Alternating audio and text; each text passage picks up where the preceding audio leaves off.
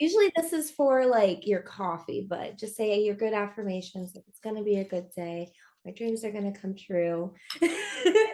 And I'm having cereal with you, so my dream has come true. So here we go. Oh,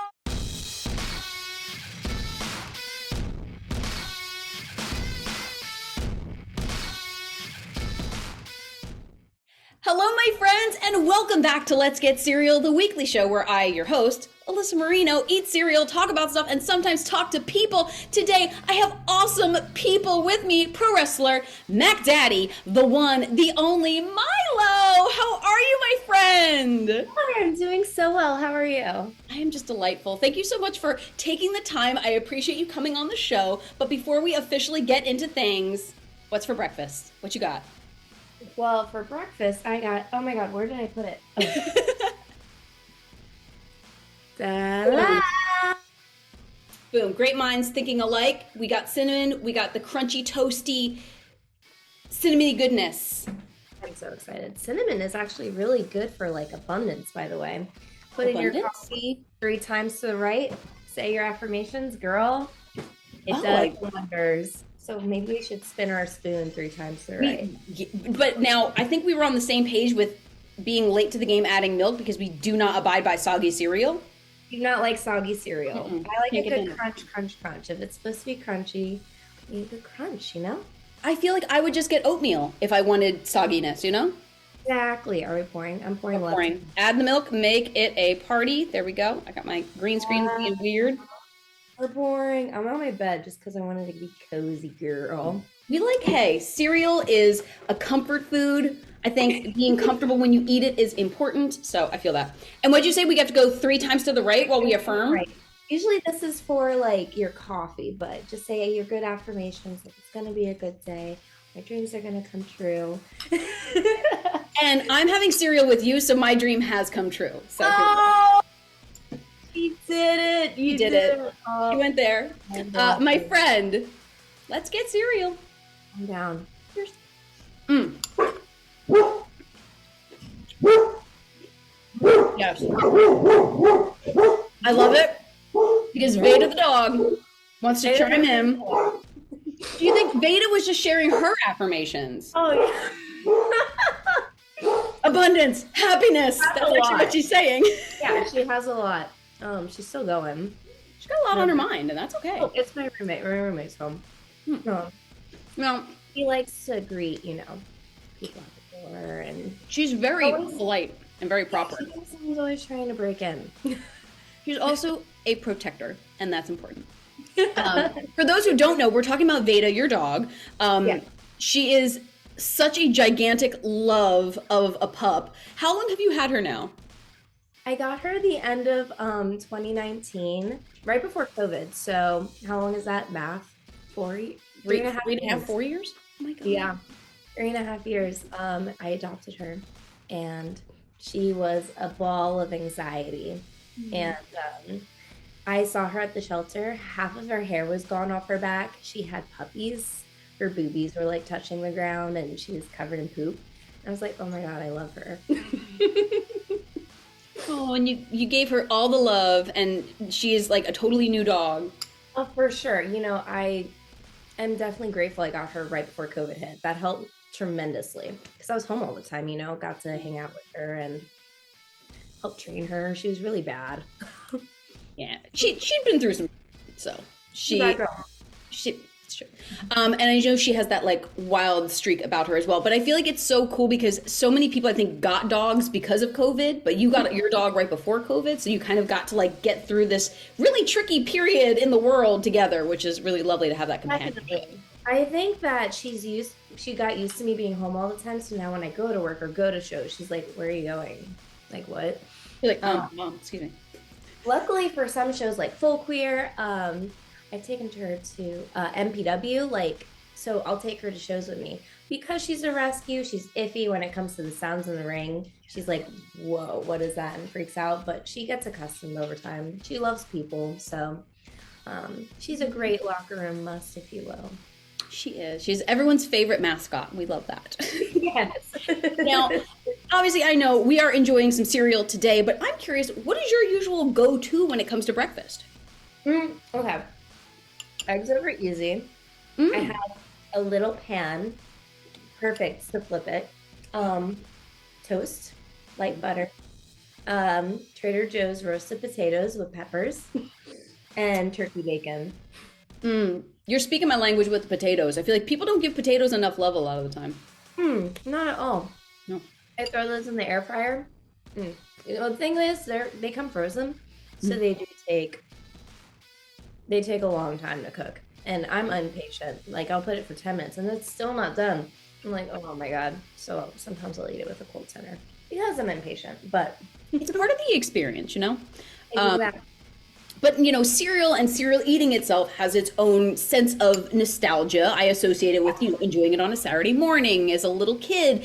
But I need to know, what was young Milo like when she was Mm. growing up? You know,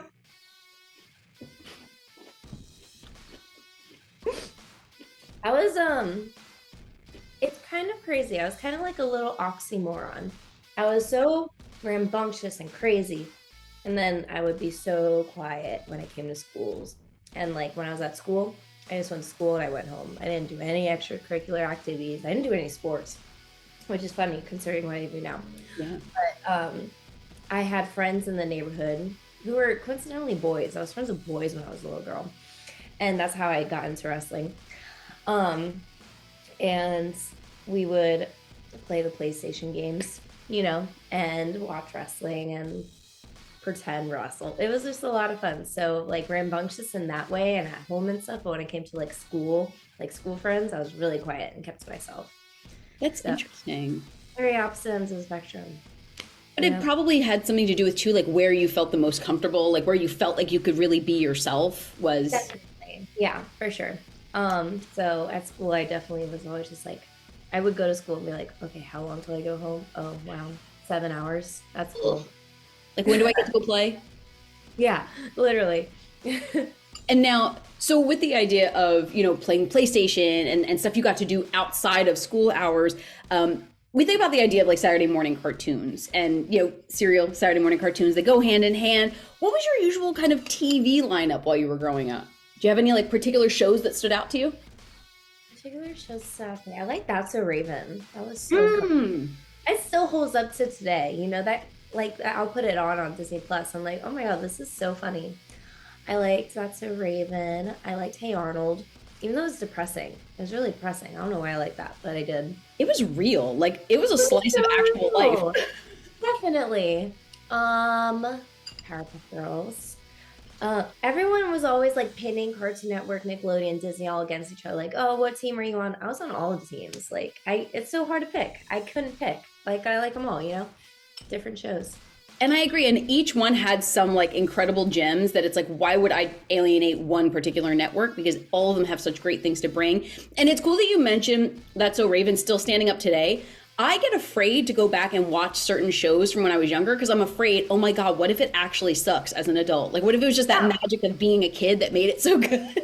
There's a lot of shows like that where you're like, oh, this is kind of corny. Well, you live, you learn, but some of them it's good that you can still enjoy and appreciate. Now you mentioned kind of being a kid when you first started getting into wrestling, and you and I have both made the trip from the East Coast to the West Coast, but was wrestling something that you already had on your mind that you were going to pursue when you made the move, or was that something you kind of fell into once you got there? I found it along the way. So I had graduated college. I say college, but it was community college. Whatever, it counts. It counts. And I didn't have any plans. I had a lot of life-changing things happen that kind of set me into like this, I wouldn't say depression hole, but depression hole, I'll be honest. And I was like, oh my gosh, what am I going to do? I don't want to go to university, even though that's something that my family kind of wants me to do. And they want me to get a job. They want me to do this, that, the other. So California was something that was always on my mind. And I just was like, what do I have to lose right now? I'm 22 years old. I just finished first half of school. I could go over there and do the rest of school. I didn't really want to do the rest of school, but I was like with my family. So they would be like, okay, yeah, go to California. And I think you have to live here for a year or two before you can get in-state tuition. So that's what I was telling them to sell them on. So Okay, I see where you're going, Mylo. yeah. So in Virginia, I worked at Cheesecake Factory and I was able to transfer. So I already had a job. That was really cool. And just made the move. And I had no plan. The first year and a half that I was living here, I was just going to work, partying, watching TV. I say watching TV, but it was my iPad. I would watch Netflix on my iPad in my bed. Watching iPad, yep. Yeah. Which brings me to like early 2017, where I'm in bed watching on my iPad Total Divas. And Eva Marie was training at this place and she was talking about she's training at a place in LA. And I was like, I paused it and I was like, wait a minute, I live close to LA. This is crazy. So I looked up Brian Kendrick's school and like the location and everything. And it was the first one that came up on Google. And, you know, it was with Santino Bros. And I was like, whoa, this is crazy. And I would like look at the website and then I would like, you know, not go through with it. This happened for months. I would just look at it and not do it until, you know, I got into like a really bad car accident in July of 2017. And I was like, man, life is just fragile. Yeah. So I healed up a little bit and then I signed up for the September 2017 class. And Wow. here we are in 2023. And it's so crazy to think about and did you end up doing like a tryout or anything? Because I know they do like the one day. You just went like, hey, this major event, I'm bouncing back. I'm going for it. Mm-hmm. Wow. And you know, I just did it on a whim, and I was like, I moved here on a whim, so why not just do this on a whim? I just be doing things on a whim. But maybe that's my Sagittarius moon at play. I don't know. I have, you know, as a Sag, I can confirm doing things on a whim just sometimes works. And hey, I feel that for you. And obviously it works because look at where you are now. Look at all you've accomplished. I mean, from you and I, days selling merch together at California shows to now you're establishing yourself as one to watch as an in-ring competitor, all these incredible accomplishments. Like, what do you credit your evolution as a competitor in pro wrestling? So I guess how I just kind of look, sometimes it's easy to get caught up in the moment and be like, why am I, you know, not where I want to be yet? Or how am I not here yet? It's easy to kind of think like that. I actually just had this conversation with myself yesterday. Okay. So it's fresh. Yeah, you have to. I was like, wait a minute, hold on. Let's just rewind a bit. Let me look at where I am now. And this is what I wanted so bad just a few years ago. And I'm here and I'm doing these things. And I've debuted at places I never thought I'd debut at. So I kind of give myself credit as things are going to come to me when it's my time. And even though that's so cliche to say. It feels like it is, but it's something that bears so much repeating because there's so much imposter syndrome and there's so much. You had even talked about it. I think you had talked about it online. Oh, last year when you were reflecting on being part of the QWI 200 for Outsports. Yeah, you had talked about the idea that it's like sometimes we look at, oh, I'm not where I want to be, so it negates all the things that I have done. But like, do you feel like it's important and you have to make the time to kind of celebrate your wins along the way as opposed to just like keeping your nose down and keeping on it kind of thing?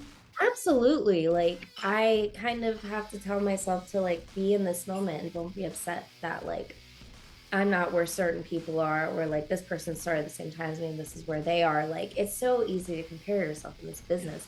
You cannot, like, that's just detrimental, and your time will come when your time comes. And that's what I keep having to try and remind myself and look at how far I've come already and like what I've accomplished. And that's just kind of how I look at things. Well, as we continue looking at these things and looking at some recent major moments for you, you competed at the inaugural Queen of Indies event and at the first ever NJPW Academy Showcase. What did those opportunities mean to you, and how were the experiences? Wild.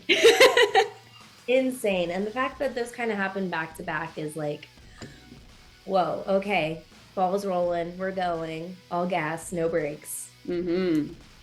Zooming down Route 66. Oh. Wow. sometimes it's like I said, it's easy to be in the moment, just be like going through the motions, but I really had to stop myself and be like, look at what I'm doing right now. This is literally insane. And just soak it all in.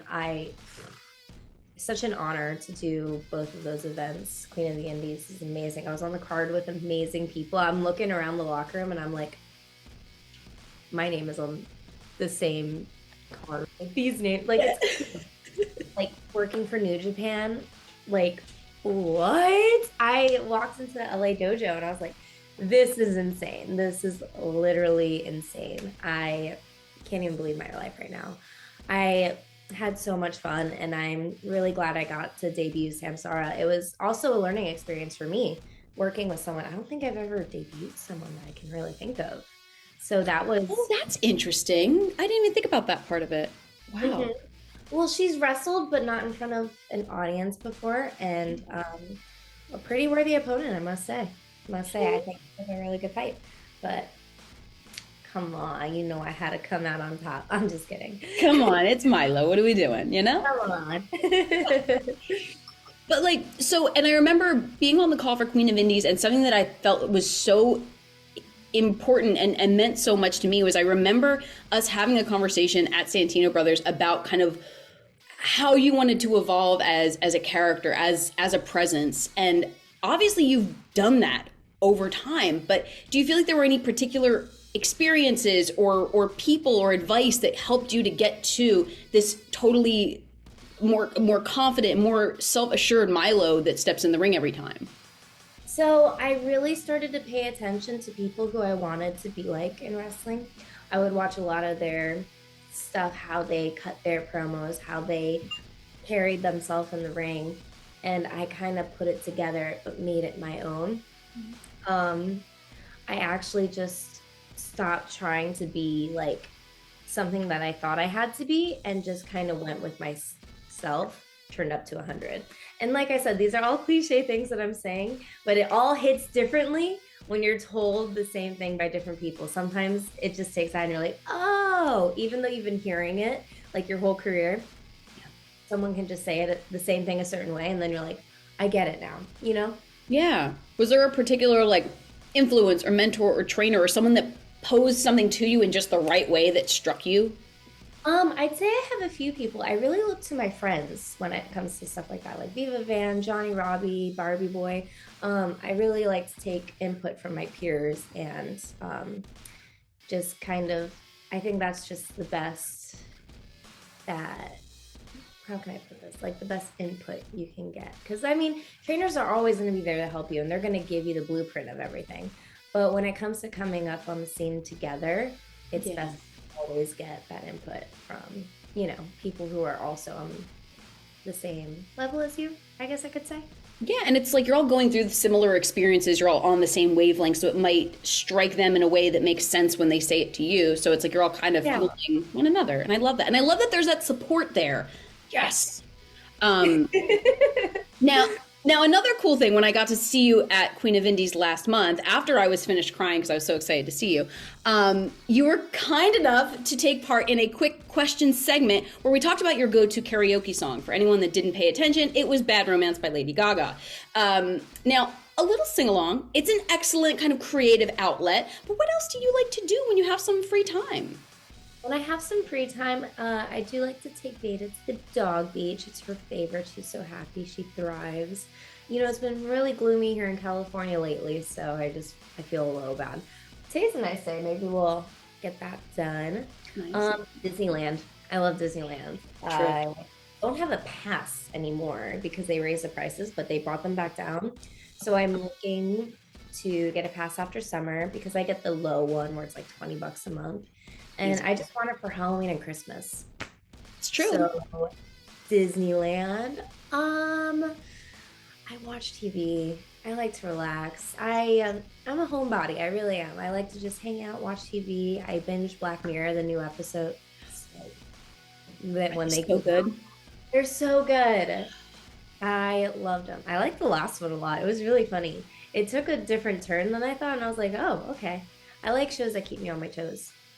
I like that. And I feel like stuff where I need to watch the next episode is, I'm watching one on Netflix now called Mindhunter, and it's like from like, have you heard of that? I heard of it, but I have not seen any trailer or anything.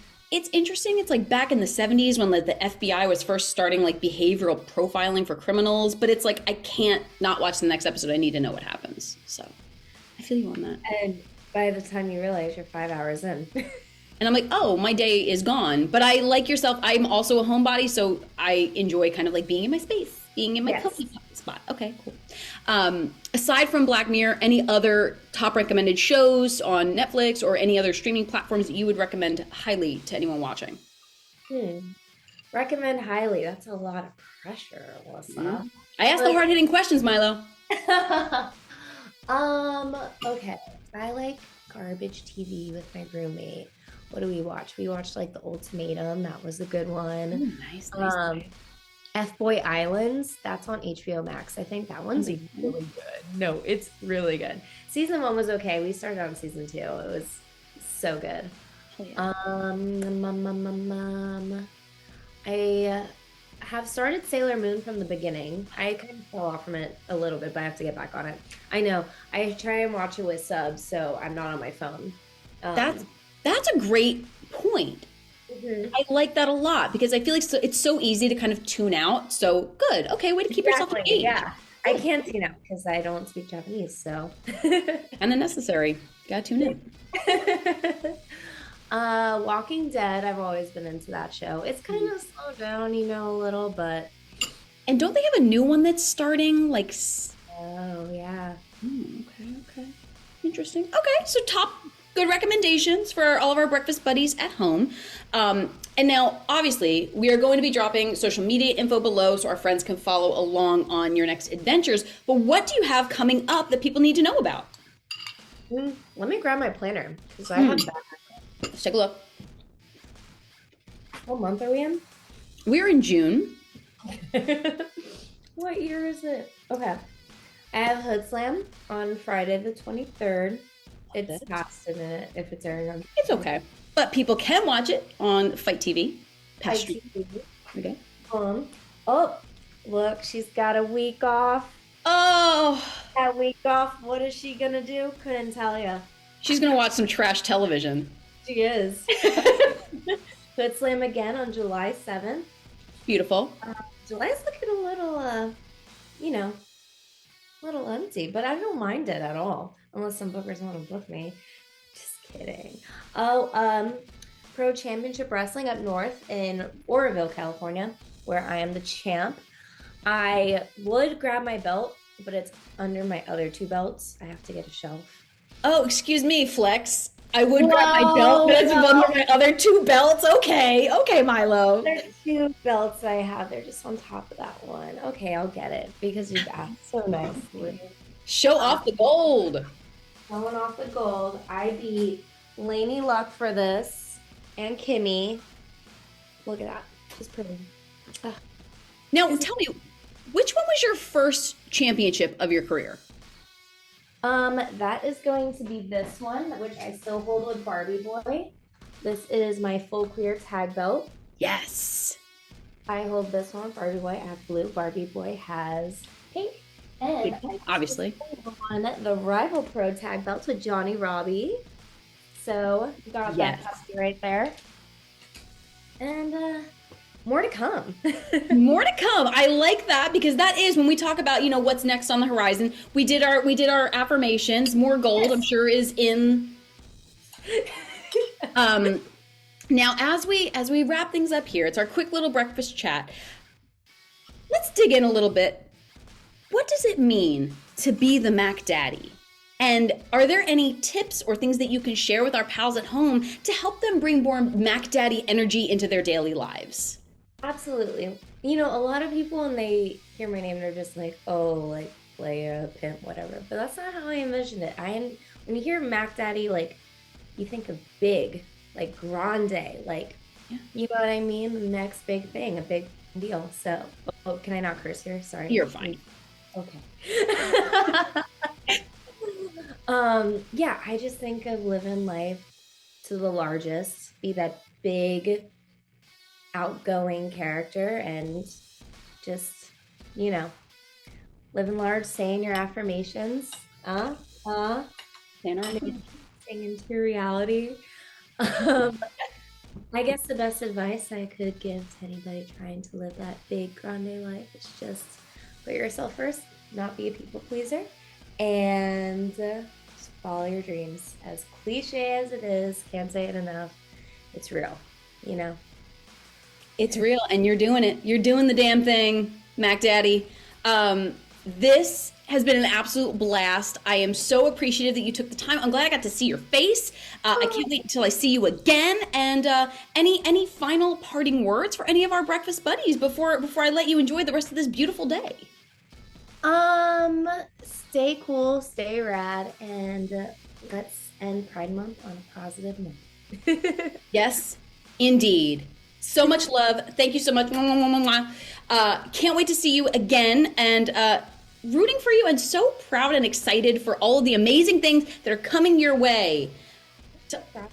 No, stop it. And to all of our friends at home, until next time, continue to do your best to be your best. And we will see you later.